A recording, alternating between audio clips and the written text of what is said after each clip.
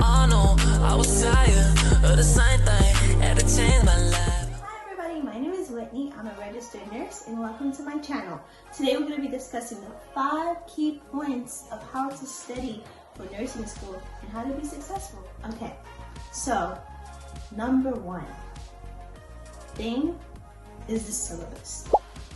Syllabus, each teacher does it differently, so it kind of gives you a general idea of what the semester is going to be about, what they're going to be teaching, and each lecture for you to have a general idea.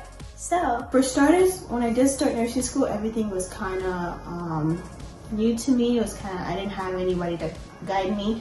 What you do is you email the teacher before the semester start, because you usually have like a little break between each classes, so before that even start.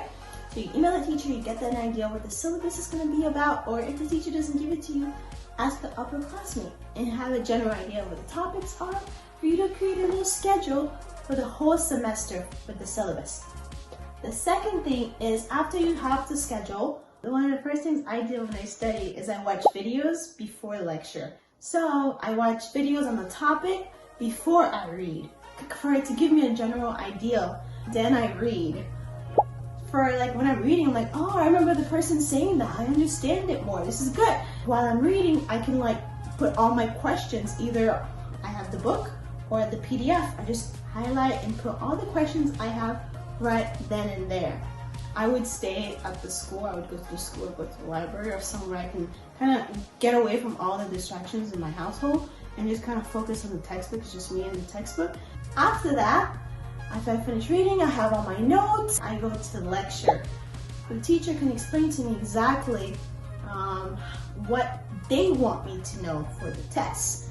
For them to, like, sometimes teachers kind of say certain things, they say it twice, or they say that's important, and then I'm like, oh, okay, I remember reading that, or I remember someone talking about that, saying it was important. I'm not necessarily a note taker.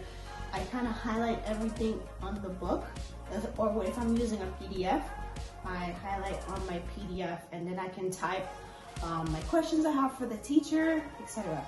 So when we have the lectures, I kind of have a general idea, even if I may not understand, because sometimes you're reading, you have no idea what they're talking about. I don't know if it's just me. And then finally, very, very important, is getting an Nclex book or finding resources online to do questions. Questions. So that's 5.